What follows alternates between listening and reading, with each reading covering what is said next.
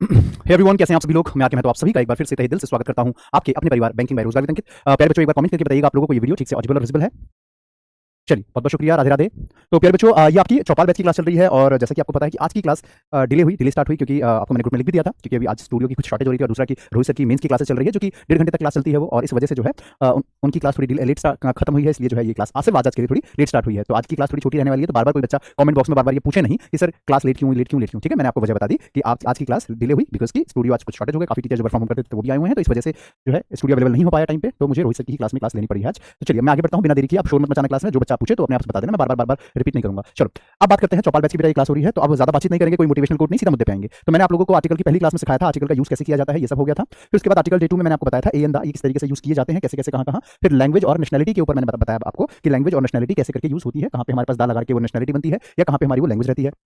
उसके बाद और आगे चलते हैं। फिर यहाँ पे हमने आपको बताया कि किस तरीके से इन दोनों सेंटेंस में फर्क होता है। I am an English teacher और I am a teacher of English, दोनों ही अपनी जगह पे सेंटेंस ग्रामेटिकली प्रैक्टिकली सही है, लेकिन दोनों की मीनिंग अलग अलग है। तो अगर मुझे ये कहना है कि मैं इंग्लिश पढ़ाता हूं, मैं इंग्लिश का टीचर हूं, इसका मतलब मुझे कहना होगा I am a teacher of English. मैं ये नहीं कह सकता आई एम एन इंग्लिश टीचर, तो इसका मतलब ये हो जाएगा कि मैं अंग्रेज हूं जो कि टीचर है, तो सेंटेंस की मीनिंग ही अलग आ जाती है। उसके बाद फिर मैंने आपको बताया था कि जिस तरीके से प्रोनाउन जो है वो नाउन को रिप्लेस करता है, ठीक है, उसी तरीके से डेफिनेट आर्टिकल इंडेफिनेट आर्टिकल को रिप्लेस करता है, जिसका एग्जांपल मैंने आपको पूरा स्टोरी के टाइप में यहाँ पे बताया था। उम्मीद कर रहा हूं ये सारी चीजें आपको क्लियर है पहले से, है ना, सब कुछ क्लियर हो गया है। अब इसके आगे चलते हैं, ठीक है बेटा, अब इसके आगे चल रहे हैं।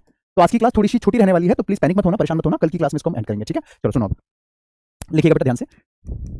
कुछ एग्जांपल से समझाता हूं, लिखो जरा।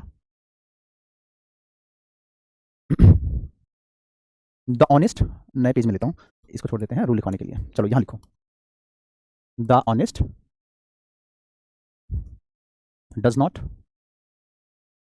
Cheat others. The honest does not cheat others. अगला, the brave is not afraid to die.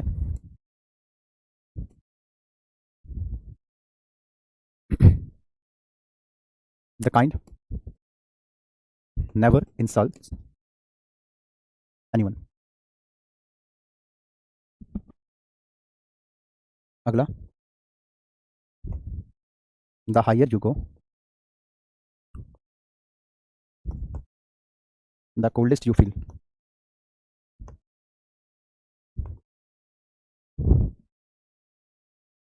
The easier it may seem, the difficult it can be। ठीक है, ये 5 सेंटेंसेस हैं, एक बार जरा इसको देख लेते हैं। ये कमेंट्स आपके बार बार नीचे चले जाते हैं। चलिए देखिए बेटा, अब इनके नियम कानून में थोड़े से आपको बता देता हूँ, थोड़ा रूल रेगुलेशन ध्यान से सुनिएगा सभी बच्चे। देखो बेटा, जब भी हमारे पास द के साथ एडजेक्टिव को जोड़ा जाता है, द के साथ एडजेक्टिव को जोड़ा जाता है, तो ये बेटा क्या बन जाता है हमारा, तो ये बनता है प्लूरल नाउन। क्या बन जाता है बाबू, ये बन जाता है हमारा प्लूरल नाउन। जब भी द के साथ एडजेक्टिव को जोड़ा जाता है तो ये बन जाता है हमारा प्लूरल नाउन। ठीक है, इस बात का ध्यान रखिएगा, the plus adjective equals plural noun. ठीक है, अब ये प्लूरल नाउन बन गया तो जाहिर है कि इसके बाद जो वर्ब आएगा वो भी प्लूरल आएगा। लेकिन एक मिनट सर, ये प्लूरल नाउन कैसे बनेगा, ये प्लूरल नाउन आखिर हमारा कैसे होगा। तो प्लूरल नाउन एक्चुअल में बनता है एक कम्युनिटी के लिए। क्या बन जाएगा, ये एक हमारी कम्युनिटी के बारे में बात होगी यहाँ पे, राइट। जैसे मैं एक सेंटेंस की बात करता हूं, मैंने कहा the poor needs your help and support. The poor needs your help and support. ठीक है, ये सेंटेंस है। अब देखिए बेटा, the poor needs your help and support, जब भी हमारे पास द के साथ एडजेक्टिव को जोड़ करके एज सब्जेक्ट के तौर पे यूज हो रहा है ना, तो इसका मतलब सब्जेक्ट चाहे ऑब्जेक्ट कैसे भी यूज हो रहा है, तो ये एक कम्युनिटी को रिप्रेजेंट करता है। जैसे अगर मैं कहता हूं काइंड, तो काइंड का मतलब होता है दयालु, लेकिन अगर मैंने कहा द काइंड, इसका मतलब दयालु लोग। अगर मैं कहता हूं ऑनेस्ट, इसका मतलब ईमानदार, द ऑनेस्ट यानी ईमानदार लोग। वैसे ही अगर मैं कहता हूं ब्रेव, इसका मतलब बहादुर, द ब्रेव यानी कि बहादुर लोग। वही अगर मैं कहता हूं पुअर यानी कि गरीब, द पुअर यानी गरीब लोग। तो यहाँ पे द पुअर का मतलब हो गया कि पूरी कम्युनिटी के बारे में बात हो रही है, सभी गरीब लोगों के बारे में बात हो रही है। ठीक है, तो जब हमारे पास यहाँ पे कम्युनिटी की बात को बताया जा रहा है, यानी कि प्लूरल के फॉर्म में इसको बताया जा रहा है, तो जाहिर सी बात है कि इसके बाद जो आपका वर्ब आएगा तो वो भी प्लूरल में ही आना चाहिए, है ना। इसके बाद जो आपका वर्ब आएगा बेटा, तो वो भी कैसा आना चाहिए, तो वर्ब भी आपका प्लूरल में ही आना चाहिए, हाँ कि ना, बिल्कुल आना चाहिए सर। तो बस आपको वही चीज ध्यान में रखनी थी कि इसके बाद हमारा वर्ब भी कैसा रहेगा, तो प्लूरल के फॉर्म में रहेगा। ठीक है, तो ऐसे करके आ जाएगा, द पुअर नीड्स नहीं आएगा, the poor need your help and support, the poor need your help and support, इस तरीके से। The poor need your help and support. ठीक है, सेंटेंस हो गया, क्लियर है। मैं फिर से बताता हूं, देखो, जब भी हम द के साथ एडजेक्टिव को जोड़ते हैं ना बेटा, तो ये कम्युनिटी को रिप्रेजेंट करता है। ठीक है, अगर काइंड बोला जाता है यानी दयालु, द काइंड दयालु लोग, ऑनेस्ट ईमानदार, द ऑनेस्ट ईमानदार लोग। ठीक है, वैसे ही आपका पुअर गरीब, द पुअर मतलब गरीब लोग, ब्रेव बहादुर, द ब्रेव मतलब बहादुर लोग। तो वही वाली बात थी बेटा यहाँ पे कि हमारे पास जब ये नॉन प्लूरल है तो वो भी प्लूरल आना चाहिए। तो आपका जो वर्ब आएगा वो इस तरीके से प्लूरल आ जाएगा, द पुअर नीड नहीं आएगा, मतलब नीड्स नहीं आएगा, प्लूरल में क्या आ जाएगा आपका, तो नीड्स की जगह पे नीड आ जाएगा। वर्ब तो हमें प्लूरल ही चाहिए थी उस हिसाब से। सबको समझ में आ गया। सबको क्लियर है? यस और नो? अब एक बार इस क्वेश्चन की तरफ चलते हैं। The honest does not cheat others. The honest does not, ध्यान से देखिएगा, द के साथ एडजेक्टिव लिखा है, हमें वर्ब कैसे चाहिए? प्लूरल, तो यहां पे क्या जाएगा आपका? डोंट। क्या जाएगा? डोंट। क्या जाएगा? तो डोंट आ जाएगा। The brave is not afraid to die, बहादुर लोग मरने से नहीं डरते, तो यहां पे आपका क्या जाएगा? इसकी जगह पे आर आ जाएगा। अगला है the kind never insults anyone, तो इंसल्ट्स नहीं आना चाहिए, इंसल्ट आ जाना चाहिए, क्योंकि आपको साफ साफ दिख रहा है कि यहां पे हमारा वर्ब कैसा होगा? तो प्लूरल होना चाहिए, प्लूरल होना चाहिए, ऐसे करके the kind never insult anyone. The higher you go the coldest you feel, the higher you go the coldest you feel, तो यहां पे आप देखिए द के साथ आपका एडजेक्टिव और द के साथ एडजेक्टिव, जब द प्लस एडजेक्टिव आपका ये दिख रहा है, तो अब यहां पे तो दो बार आ गया सर, अब क्या करेंगे? तो बेटा यहां पे अब आपका अलग रूल चलेगा, वो मैं आपको यहां बताता हूं। चलो ये वाला रूल क्लियर है सभी को? कमेंट करके बोलिए यस सर क्लियर है। अगर आपको ये वाला पॉइंट, ये वाला कॉन्सेप्ट अच्छे से क्लियर हो गया है तो एक बार कमेंट बॉक्स में लिख दीजिएगा यस सर 100% डन। चलो अब आते हैं इसके सेकंड वाले पॉइंट पे, यानी कि दूसरे रूल पे आते हैं। लिखिएगा जरा बेटा, देखो अगर किसी सेंटेंस में मार्कर, ठीक है, अगर किसी सेंटेंस में द के साथ एडजेक्टिव, दोबारा से द के साथ एडजेक्टिव आ रहा है, द प्लस एडजेक्टिव और द प्लस एडजेक्टिव, अगर ये इस तरीके से लिखा आ रहा है बेटा, तो आपको ये ध्यान रखने की जरूरत है कि ये दोनों ही आपके जो एडजेक्टिव होंगे, ये दोनों ही जो आपके एडजेक्टिव होने चाहिए, ये कैसे होने चाहिए बच्चों? ये दोनों ही एडजेक्टिव कंपैरेटिव डिग्री वाले होने चाहिए। कौन से? दोनों ही एडजेक्टिव कैसे होने चाहिए? तो कंपैरेटिव डिग्री वाले। अब ये कंपैरेटिव क्या है सर? जैसे आपने सुना होगा, ये एडजेक्टिव में सीखोगे वैसे, high higher highest, big bigger biggest, cheap cheaper cheapest, ऐसे होता है ना, उसी को कहते हैं बेटा कंपैरेटिव डिग्री, जो सेकंड नंबर पे आ रहा है। ठीक है, जैसे मैं कहता हूं कि the more you effort the best you get, the best you get, the more you effort the best you get. ठीक है, अब देखो यहाँ पे आपके पास द प्लस एडजेक्टिव और द प्लस एडजेक्टिव आ रहा है, द मोर द बेस्ट, तो यहाँ पे आप देख सकते हैं द मोर और यहाँ पे लिखा है आपका द बेस्ट। ठीक है, तो मच मोर मोस्ट, ऐसे करके पेयर बनते हैं इसके, ऐसे करके इसकी डिग्रीज बनती हैं, मच मोर मोस्ट, तो मोर तो लिखा आ गया आपके पास यहाँ पे कंपैरेटिव डिग्री, ये जो बेस्ट लिखा है ना ये गड़बड़ है, तो यहाँ पे बेस्ट नहीं आना चाहिए, यहाँ पे क्या जाना चाहिए फिर आपका? तो बेटर आ जाएगा, the more you effort the better you get, the more you effort the better you get, ऐसे करके आपका बन जाएगा, the more you effort the better you get. बन गया? यस और नो? एक बार कमेंट करके बताइए यस और डन। चलिए शाबाश, is that done? Clear everyone? चलो अगर आपको यहां तक सब कुछ क्लियर हो गया है तो इस क्वेश्चन की तरफ चलते हैं। ये दोनों मैं चाहूंगा आप लोग अपने आप से ट्राई करो, ठीक है? मैं साइड हो जाता हूं स्क्रीन से, आप लोग अपने आप से करके बताइए, ठीक है?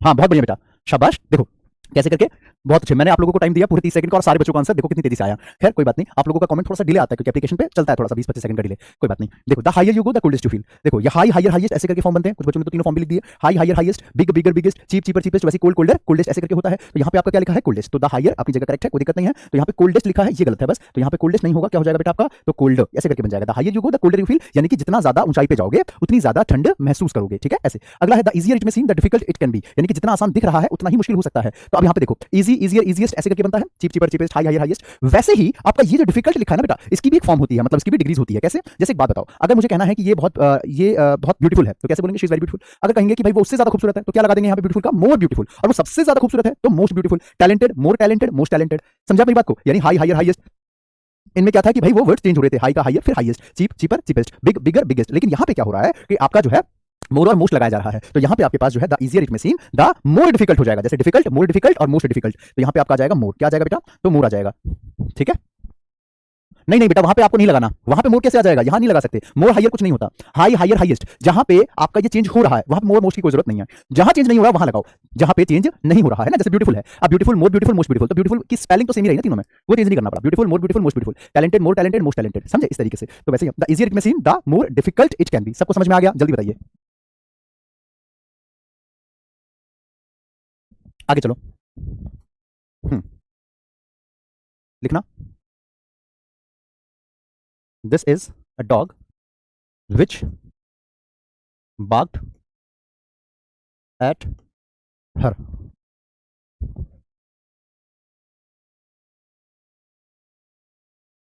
अगला, I saw a man who was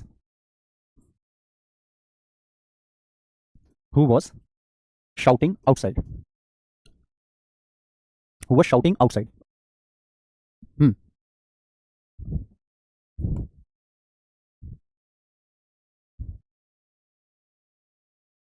A candidate who I have selected, whom I have selected for this job is honest.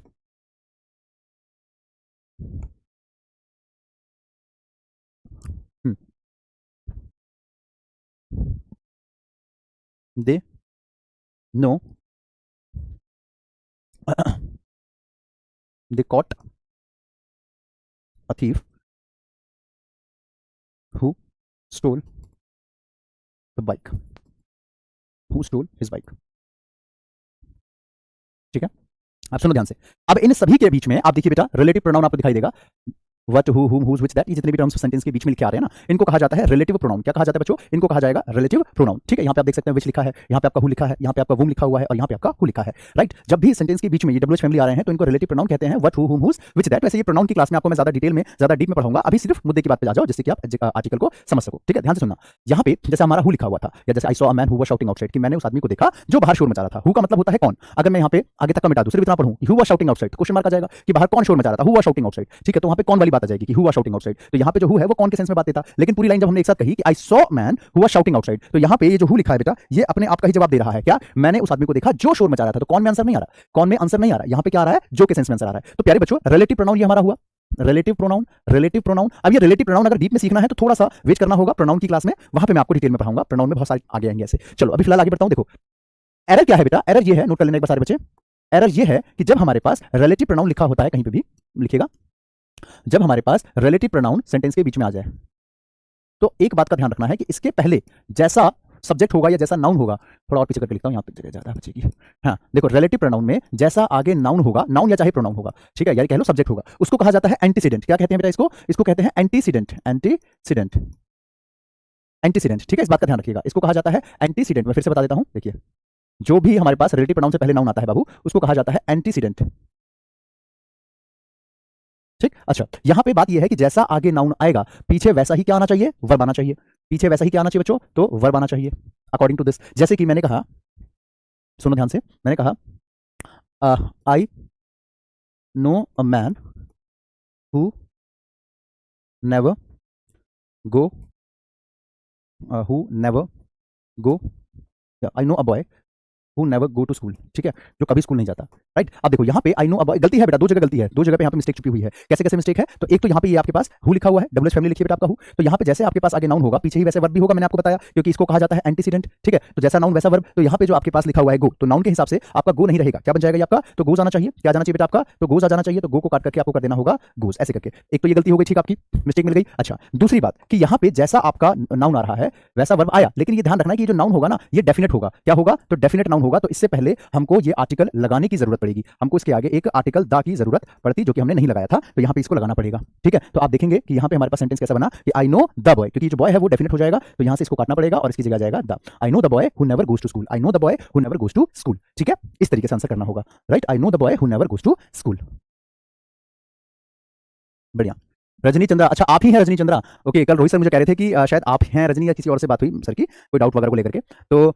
तो जो है रोहित सर ने कहा कि सर एक बच्ची है, शायद रजनी ही नाम बताया था, कि सर उस बच्ची से बात हुई तो वो कह रही है कि सर आगे सर बहुत अच्छा पढ़ाते हैं, ये काफी तारीफ करी थी। तो कहती मेरी मम्मी बहुत पसंद करती है आगे सर को और बहुत अच्छी तरीके से सर पढ़ाते हैं, तो मेरी मम्मी भी क्लास करती है। मुझे काफी अच्छा लगा ये सुनकर के, काफी अच्छी फीलिंग आई कि चलो मतलब किसी बच्चे ने तो अप्रिशिएट किया, एटलीस्ट किसी दूसरे टीचर के माध्यम से, चाहे कैसे भी अप्रिशिएशन तो मिला। काफी अच्छा लगता है जब कोई हमारी मेहनत पे, हमारी मेहनत को मतलब वर्थ देता है कि हाँ भाई सर मेहनत कर रहे हैं तो उसके बदले में थोड़ा सा अप्रिशिएट कर दिया जाए, तो वो चीजें पहुंचती है ऊपर तक, हायर मैनेजमेंट तक कि यस वाकई में इसका मतलब बच्चे प्यार दे रहे हैं सर को। देखो आप भी जानते हैं कि आरआरबी में इंग्लिश तो मतलब ना के बराबर बच्चे पढ़ते हैं। आप खुद देखिए कि करीबन 15-16 हज़ार बच्चे इस बैच में हैं और हमारी क्लास में, यानी कि इंग्लिश भेदभाव होता है ना इंग्लिश के साथ, तो इंग्लिश को कितने पढ़ने वाले बच्चे हैं लाइव क्लास में मैं कहूँ तो हद से हद मार करके 200-300 बच्चे, और बाकी जो रिकॉर्डेड देख रहे हैं तो उसकी कोई गिनती नहीं है। और ये यूट्यूब तो है नहीं कि काउंटिंग आ जाएगी, व्यूज के माध्यम से पता चल जाएगा। और मैं कहता हूँ कि आप लोग फीडबैक दो, तो फीडबैक तो आपको मैं अगर खून से लिख के भी दे दूँ कि फीडबैक दे दो तब भी नहीं करोगे, वो मुझे पता है। तो मुझे पता चल ही नहीं पाता है कि कितने बच्चे हैं जो रिकॉर्डेड देखते हैं इस वीडियो को बाद में।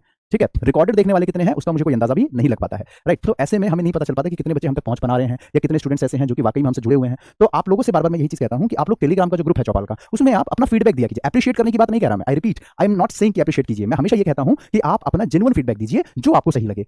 अगर लगता है कि सर बहुत अच्छा पढ़ा रहे हैं, कोई भी टीचर बहुत अच्छा पढ़ा रहा है, शानदार पढ़ा रहा है, तो वो कमेंट कीजिए, मतलब आप अपना कॉम्प्लीमेंट दे सकते हैं चौपाल बैच के टेलीग्राम ग्रुप में। और लगता है कि नहीं कुछ कमी है यहाँ पे, कुछ कम सा लग रहा है, तो वो भी आप बता सकते हैं ग्रुप के अंदर टीचर को टैग करके कि सर इसको और बेहतर ऐसे करके ऐसे किया जाए तो और अच्छा हो जाएगा, राइट। होता क्या है ना कि जो टीचर को पसंद कर रहे हैं वो बच्चे रहते हैं शांत, और जो टीचर को नहीं पसंद कर रहे थोड़ा बहुत कम होता है तो वो बच्चे जो है हल्ला मचा देते हैं, तो वो हल्ले वाली चीज ऊपर तक चली जाती है, और जो बच्चा हमें पसंद कर रहा है वो चीजें दबकी दबी रह जाती है ना। चलो मैं फिर से इस चीज को बता देता हूं, मैं तारीफ बटोरने के लिए या तारीफ सुनने के लिए बेताब नहीं हूं। मेरा बस ये कंसर्न है कि अगर नेगेटिव करने वाला बच्चा अगर एक्टिव है तो पॉजिटिव करने वाले बच्चों को भी एक्टिव रहना चाहिए, क्योंकि दुनिया सिर्फ रिस्पॉन्स देखती है बच्चों का और कुछ नहीं। चलो अब देखते हैं यहाँ पे मैंने क्या कहा कि रिलेटिव प्रोनाउन ये क्या होता है, इसकी डीप में अभी मैं नहीं घुस रहा हूँ, ये डीप में मैं अभी नहीं जाऊंगा, ये डीप में आपको मैं प्रोनाउन के टॉपिक में पढ़ाऊंगा, ठीक है। रिलेटिव प्रोनाउन में खासियत ये कि इसके आगे जैसा नाउन आएगा वर्ब भी पीछे वैसा ही आना चाहिए। Noun singular verb singular, noun plural verb plural, ठीक है। तो यहाँ पे आप देखो बॉय सिंगुलर था तो गोज आना चाहिए था, गो क्यों लिखा है सर यहाँ पे, ठीक है। दूसरी बात कि यहाँ पे जो नाउन होता है ये एंटीसीडेंट हमेशा डेफिनेट होता है, तो दा लेगा अपने साथ, तो यहाँ पे आपको दा लगाना पड़ेगा। I know the boy who never goes to school, ठीक है। I know the girl who never tells a lie, यानी कि सिंगुलर के फॉर्म में बात को कहना था, तो बस वही चीज आपके पास यहाँ थी। अब जैसे सेंटेंस यहाँ लिखा है आप अपने आप करोगे, मैं साइड हो जाऊँ स्क्रीन से, चलो अपने आप से करें।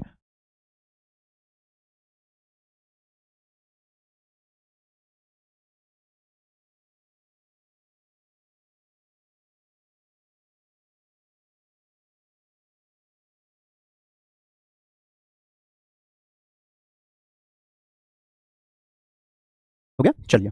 एक तो वैसे भी इंग्लिश को देखने वाले कम बच्चे हैं, और जितने भी हैं वो भी कोई फीडबैक नहीं देते। चलो देखो, this is the dog which barks at him, तो यहाँ पे बेटा दिस इज अ डॉग नहीं होगा, दिस इज द डॉग। अब यहाँ पे देखो डॉग क्योंकि सिंगुलर है, तो सिंगुलर है तो जाहिर सी बात है वर्ब भी सिंगुलर होना चाहिए था, तो बार्क्स तो अपनी जगह कोई दिक्कत नहीं, सही है, तो ठीक ही चल रहा है। तो यहाँ पे अ डॉग नहीं होगा, दिस इज द डॉग हो जाएगा, this is the dog, this is the dog. अगला, I saw a man who was shouting outside, तो आई सॉ द मैन, क्योंकि मैन सिंगुलर है तो वॉज अपनी जगह बिल्कुल सही है, यहाँ पे अ की जगह द कर दो, आई सॉ द मैन। अगला है A candidate whom I have selected for the post is honest, तो कैंडिडेट सिंगुलर है, अगर आर होता तो गलत होता, कैंडिडेट क्योंकि सिंगुलर है तो इज अपनी जगह बिल्कुल सही है, यहाँ पे आपको अ की जगह द लगाना होगा, बन गया आपका आंसर। अगला है they caught a thief who stole his bike, they caught a thief, they caught a thief नहीं, दे कॉट द थीफ, उस थीफ को पकड़ा जिसने, उस थीफ को पकड़ा जिसने स्टोल किया, मतलब जिसने चुराया, ठीक है। उस थीफ को पकड़ा, कौन से थीफ को, उस वाले थीफ को जिसने क्या किया, बाइक को चुराया था। तो यहाँ पे बेटा हमारे पास जब भी रिलेटिव नाउन आ रहा होता है तो इसका मतलब वो डेफिनेट नाउन ही आगे मांगेगा, वो क्या करेगा, डेफिनेट नाउन ही आगे लेगा, इस वजह से आपका आंसर ऐसे हो जाएगा संविदा। और यहाँ पे गलती हालांकि दूसरे तरीके से भी हो सकती थी, लेकिन मैंने नहीं दिया। यहाँ हो सकता था बार्क्स की जगह मैं बार्क लिखता, तो आपको काट के बार्क्स करना पड़ता, क्योंकि भाई डॉग सिंगुलर है। यहाँ हो सकता है मैं वॉज की जगह वर्क कर देता, तो यहाँ पे आपको वॉज लगाना पड़ता। यहाँ पे आपके पास मैं हैव की जगह हैज कर देता, या फिर यहाँ पे आपका इसकी जगह में आर कर देता। तो आपको ध्यान रखना है कि कैंडिडेट क्योंकि सिंगुलर है तो आपका इज ही आना चाहिए, ठीक है। यहाँ पे आपका स्टोल वर्ब की सेकंड फॉर्म होती है, तो सेकंड फॉर्म में तो चाहे वो सिंगुलर हो चाहे प्लूरल सब्जेक्ट, कोई फर्क नहीं पड़ता, वो तो सेकंड ही रहती है, ठीक है। चलिए क्लियर हुआ सभी को, एक बार बता दीजिए बेटा कमेंट करके, बताइए। सर आप इतने अच्छे से कॉन्सेप्ट क्लियर करते हो तो कोई डाउट बचता ही नहीं। अच्छा चलिए, बहुत बढ़िया बेटा, शुक्रिया प्रियंका सरज्वती जी, और उसके बाद हाँ हाँ हम्म, बिल्कुल, शाबाश सुमन गुला एंड रानी कुमारी अभिमन्यु गौरव, ये कैसा नाम है, सिर्फ ए, आगे तो कुछ होगा। 3 नंबर थोड़ा समझा दीजिए, तीसरा ये वाला, देखो क्या दिक्कत है यहाँ पे आपके ये ऑब्जेक्टिव के तो के तौर पे लिखा है। मैंने आपको बोला ना रिलेटिव प्रोनाउन, अभी डिटेल में नहीं घुस रहा हूं मैं यहाँ पे, वो प्रोनाउन का टॉपिक आएगा तो बताऊंगा वहां पे। अभी सिर्फ मैं आर्टिकल के रेफरेंस में बता रहा था कि जब आपके पास यहाँ पे बात क्या हो रही है पता है, सेंटेंस मीनिंग क्या आ रही है, वो कैंडिडेट जिसको हमने सेलेक्ट किया, ये नहीं आ रहा है कि जिसने हमको सेलेक्ट किया, ये एज एन ऑब्जेक्टिव की तरह यूज हो रहा है, इसलिए वूम आया। आप ये कंफ्यूज हो रहे हो ना सर यहाँ पे वूम क्यों आया, वो इसलिए आया क्योंकि अरे मिट गया, वो इसलिए आया क्योंकि ये सब्जेक्टिव की तरह नहीं बचे, ऑब्जेक्टिव की तरह यहाँ पे यूज हो रहा है, इसलिए आपको वूम का यूज करना पड़ा, ठीक है। अगर सब्जेक्टिव की तरह होता तो जैसे आई सॉ अ मैन, तो आई सॉ द हो गया था, आई saw the man who shouting, यानी कि मैं उस आदमी को जानता हूं या मैंने उस आदमी को देखा जो बाहर शोर मचा रहा था, ऐसे करके। आई know the girl who rot this poem, मैं उस लड़की को जानता हूं जिसने ये पोएम लिखी, है ना, जिसने ये पोएम लिखी, यानी कि जो या जिसने की बात आती तो हमें हु लगाना होता है, जिसको या जिनको की बात आ रही थी तो हुम का यूज करना पड़ता था, बस। चलिए चलिए सुमन गोला, ठीक है ठीक है ठीक है, आगे चलते हैं, नेक्स्ट पे चले। तो आपको सारी बातें क्लियर हो गई, अच्छे तरीके से समझ में आ गया। अब एक बार इस क्वेश्चन की तरफ चलते हैं। यहाँ क्वेश्चन था आपके सामने ये वाला, I know dash girl who never tells a lie, अभी बताया था मैंने, सेम इसी टाइप का क्वेश्चन। और मैंने आपको पहले कहा था कि इस टाइप के क्वेश्चन आपके एग्जामिनेशन में अगर रैंडम दिख जाए आपको, चाहे आपके पास क्लूज टेस्ट में दिख जाए चाहे कैसे भी, तो आप बहुत आसानी से इसको निपटा सकते हैं। कैसे, तो आई नो डैश गर्ल हु, तो आपने देखा कि सर हमें गर्ल के हिसाब से तो मालूम ही नहीं पड़ रहा, तो हमें ये देखना है कि बीच में रिलेटिव प्रोनाउन आ गया आपका हु, तो क्या जाएगा फिर यहाँ पे, तो हु आ गया तो आपको क्या लगाना पड़ेगा, द, क्या लगाना पड़ेगा बेटा, तो द, तो आई know the girl, I know the girl, ऐसे, ठीक है। Next, I saw dash Eiffel tower when I visited France last year, यानी मैंने जो है आईफिल टावर देखा जब मैं फ्रांस गया था पिछले साल। तो आईफिल टावर की बात हो रही है यहाँ पे, तो ऑब्वियसली ये ऐसा नहीं है कि बहुत सारे हैं, एक वहां पे भी एक यहाँ पे भी, ऐसा नहीं है, दुनिया में एकमात्र है, अकेला है, तो हम क्या करेंगे, द लगाएंगे। ए या एन नहीं लगा सकते, ए तो इसलिए भी नहीं आएगा क्योंकि वॉल कॉन्सोनेंट के हिसाब से ग्रामर गलत हो जाती है यहाँ पे। एन इसलिए नहीं लगाएंगे क्योंकि भाई ऐसा है नहीं कि बहुत सारा है, एक ही है पूरी दुनिया भर में, तो आपका द का यूज किया जाएगा। आगे चलते हैं। अगला है she adopted dash orphan from a charity home, उसने एक ऑर्फन को अडॉप्ट किया एक चैरिटी होम से, तो ही शी अडॉप्टेड डैश ऑर्फन। तो यहाँ पे आप देखो, अगर पहले मैं चाहूंगा आप लोग बताइए अपने आप से, पहले आप लोग बताओ क्या लगता है आपको। और मैं आपको एक बात और कहना चाहूंगा प्यारे बच्चों, आज 4:30 बजे मेरी लास्ट क्लास है यूट्यूब पे वोकैबुलरी की, ठीक है, vocab last class on YouTube, ठीक है। तो इसके बाद से आपकी मंडे से नए सिरे से वोकैब की क्लास स्टार्ट होगी दूसरे टीचर के द्वारा, ठीक है। तो मेरी आज ये वोकैब की लास्ट क्लास है, तो आप सभी बच्चों से मैं निवेदन करूंगा कि इस वाली क्लास में जरूर आइएगा, ठीक है, 4:30 वाली क्लास में। और ये क्लास मैं थोड़ी इसलिए लंबी ले रहा हूँ क्योंकि इससे पहले, क्योंकि क्लास लेट स्टार्ट हुई थी, रोहित सर की क्लास थोड़ी लंबी खींची थी ना, और दूसरे स्टूडियो खाली नहीं थे, इस वजह से। तो आप सभी बच्चे इसको जरूर अटेंड कीजिएगा। देखो होता क्या प्यारे बच्चों, ऑनलाइन की दुनिया में आप जानते हैं कि सिर्फ व्यूज और बच्चों का फीडबैक, यही दो चीजें हैं जो मैटर करता है, जो दिखता है वो बिकता है, सीधी सी बात है, ठीक है। तो अगर आप लोग को कंटेंट पसंद आता है तो आप अपना फीडबैक इस वीडियो के कमेंट बॉक्स में, मतलब लाइव चैट की बात नहीं कर रहा हूँ, वीडियो खत्म होने के बाद भी आप कमेंट कर सकते हो, तो वहां पे भी कमेंट बॉक्स में अपना फीडबैक दे सकते हैं। फीडबैक देने की बात करूँ, आई रिपीट, मैं कभी भी ये नहीं कहता बच्चों से कि तुम मेरे लिए तारीफें भर दो, नहीं, कभी नहीं। मैं हमेशा ये कहता हूं फीडबैक दो, जेन्युइन फीडबैक दो। आपको जो चीज ठीक लगती है आप उसको फीडबैक दो, मेरे लिए ही नहीं, सभी टीचर्स के लिए, चाहे वो कोई भी हो। टीचर को कोई बुरा नहीं होता है, सबका अपना अपना स्टाइल है पढ़ाने का। तो आपके दिमाग से क्या है कि उस टीचर से आपकी कैसी ट्यूनिंग बनी, या टीचर से आपको कितना समझ में आया, तो उस तरीके से आप चीजें हमसे जुड़ सकते हो, आप हमें फीडबैक अपना दे सकते हैं, ठीक है। क्योंकि आप अगर फीडबैक नहीं देते तो हम भी कहीं ना कहीं कमजोर पड़ जाते हैं, हम भी अपना कहीं ना कहीं चीजों को नहीं उस तरीके से मैनेज कर पाते हैं कि हम भी आगे किसी के आगे रख पाए अपनी बातें। तो इसलिए आपसे रिक्वेस्ट है, वीडियो को लाइक और शेयर जरूर किया करो, यूट्यूब वाली क्लास का जो एडिटोरियल की क्लास होती है वो वाली, और साथ ही साथ में आप अपना टेलीग्राम के चाहे ग्रुप के अंदर फीडबैक दे दीजिए, लंबा चौड़ा बड़ा सा, या फिर इसके कमेंट बॉक्स में दे सकते हैं, यहाँ पे भी कमेंट बॉक्स खाली है, वहाँ पे भी आप जरूर दीजिए। और या फिर आप अपने एडिटोरियल की जो क्लास होती है, तो एडिटोरियल की क्लास के कमेंट बॉक्स में, मतलब ऑफलाइन में, वहाँ भी दे सकते हैं, या तीनों जगह दे देंगे तो और अच्छी बात है। क्योंकि आप लोग लाइव चैट में तो बहुत भर भर के आप अपना फीडबैक देते हैं, लेकिन वो वाली बात है, जंगल में मोर नाचा तो किसने देखा, समझ आप मेरी बात को, जंगल में मोर नाचा तो किसने देखा, ठीक है। तो वो चीजें तो फिर लाइव चैट का तो लाइव चैट में ही खत्म हो जाता है, बाद में तो दिखता नहीं है। तो इसलिए बस मैं ये कहता हूँ सभी टीचर्स के लिए फीडबैक देंगे तो उससे हमें ही फायदा रहेगा, ये चीज कि हम उसको इंप्रूव करेंगे, कहीं लगेगा कि नहीं हम कमी कर रहे हैं तो उसको इंप्रूव करेंगे, कहीं लगेगा कि नहीं हम बहुत अच्छा कर रहे हैं, फिर आप फीडबैक अच्छा दे रहे हैं तो हमें मोटिवेशन मिलेगा। जैसे कि कोई रजनी चंद्रा नाम से बच्ची है, तो इसकी बात हुई होगी रोहित सर से किसी डाउट को लेकर के, तो उस बच्ची ने काफी अप्रिशिएट किया मेरे लिए, तो रोहित सर ने बताया बाद में मुझे कि सर ये बच्ची है बहुत, मतलब जो है अप्रिशिएट कर रही थी आपको, कहती मम्मी भी बहुत जो है पसंद करती हैं आपकी क्लासेस, ऐसा वैसा बहुत सारी बातें उन्होंने कही। तो मुझे काफी वाकई में अंदर से मोटिवेशन फील हुआ, मतलब काफी अच्छा लगा कि यस हम जो मेहनत कर रहे हैं कहीं ना कहीं उसकी वर्थ कोई तो है जो कम से कम मतलब वैल्यू दे रहा है उस चीज की, कोई तो है, कोई और तो देता नहीं है, ठीक है। कोई तो है, दुनिया तो सिर्फ कमियां ढूंढने के लिए बैठी है। सच बताऊं, इस दुनिया में क्या है, सब कमियां ढूंढने बैठे हैं। मैं अगर 100, मैं ही नहीं, कोई भी अगर 100 अच्छाई कर दे, ठीक है, 100 अच्छाई बहुत बढ़िया तरीके से सब कुछ चल रहा हो, तो कोई उस चीज की वैल्यू नहीं। लेकिन आप एक गलती कर दो, सबका ध्यान यहाँ आएगा कि ये इंसान कितना गलत है, बेकार है, बुरा पढ़ाता है, अच्छा टीचर नहीं है, ये है वो है, 36 बातें आ जाती है। आप 100 बच्चे 1000 बच्चे ऐसे होंगे जिनको क्लास पसंद आती है, लेकिन वो शांत बैठे हैं, कोई फीडबैक नहीं। एक बच्चे को मेरा पढ़ाया मान लो पसंद नहीं आया, उसने अपना फीडबैक दे दिया नेगेटिव में, तो मेरी नजर में, मतलब दुनिया की नजर में इमेज पता है क्या बनेगी कि यार इनके लिए 2 कमेंट आए वो भी नेगेटिव वाले, तो इसका मतलब क्या हुआ कि टीचर बेकार निकला।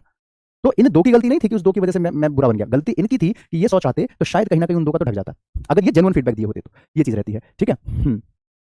बस वो वाली बात है, इसलिए बस रिक्वेस्ट है कि सपोर्ट जरूर किया करो सभी उन टीचर्स को जो आपके लिए मेहनत करते हैं, सभी उन टीचर्स को जो आपके लिए मेहनत करते हैं, ठीक है बेटा। चलो अब यहाँ पे बात थी she adopted dash orphan from a charity home, तो शी अडॉप्टेड एंड द, सबसे पहले जो गलत ऑप्शन है इसको काटो। दूसरा ऑर्फन लिखा है और ऑर्फन अनाथ है, तो यहाँ पे वो भी सिंगुलर है, तो जाहिर सी बात है आर्टिकल जरूरत था तो नो आर्टिकल काट देंगे। तो I saw she adopted N orphan, the क्यों नहीं लगाएंगे वो मैं आपको बताता हूँ। द इसलिए नहीं लगाते क्योंकि द मतलब हो गया डेफिनेट आर्टिकल, तो द का इस्तेमाल अगर हम यहाँ कर देते हैं तो इसका मतलब ये है कि इस ऑर्फन के बारे में मैंने पीछे बोल दिया होगा, कहीं ना कहीं मैंने इस ऑर्फन के बारे में मेंशन किया होगा, तभी यहाँ पे हम द ऑर्फन लगा रहे हैं। लेकिन ऐसा तो है नहीं कि आगे कोई मेंशन किया गया हो, कुछ नहीं है। तो she adopted N orphan, she adopted N orphan, ऐसे करके आगे चलते हैं। अगला आपके सामने आता है she was looking for dash job when she move to the city. तो अब यहाँ पे she was looking for dash job, अब आप कहेंगे कि सर डबल फैमिली सेंटेंस के बीच में आ रहा है, क्या ये रिलेटिव प्रोनाउन है? आपकी जानकारी के लिए बता दूं, ये रिलेटिव प्रोनाउन नहीं है बेटा। रिलेटिव प्रोनाउन व्हाट, हु, हुम, हुज, व्हिच, दैट आगे आएगा तो पढ़ाऊंगा, ठीक है। तो यहाँ पे आप उसके हिसाब से मत चलना। She was looking for a job, she was looking for a job, the job क्यों नहीं? क्योंकि यहाँ पे कोई वो डेफिनेट नहीं है कि उसी वाली जॉब के बारे में बात हो रही है, या फलाना फलाना जॉब की जहां उसने इंटरव्यू दिया था, राइट। तो अगर ऐसा सेंटेंस होता she was looking for dash job for which she give an interview, या जिसके लिए उसने इंटरव्यू दिया, तो अगर ऐसा कुछ होता आगे तब तो यहाँ पे आपका आ जाता था, लेकिन ऐसा तो आगे कुछ जुड़ ही नहीं रहा, तो सीधा आप ए या एन ऐसे करके लगा के आगे बढ़ सकते हैं। आगे चलते हैं नेक्स्ट क्वेश्चन पे, चलो बेटा। अगला है ये रहा, there was dash university near my house but it was recently closed, यानी कि वो बंद हो चुका है, पहले था अब नहीं है। तो there was dash university,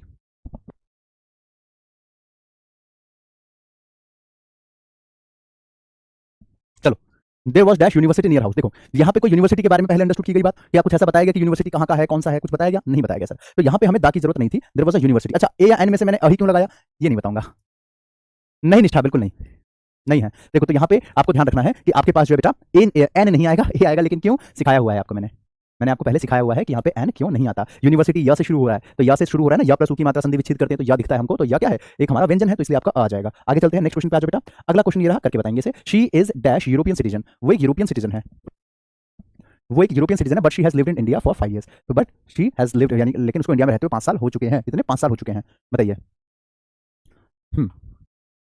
I hope कि आप भूले नहीं होंगे अभी तक रूल।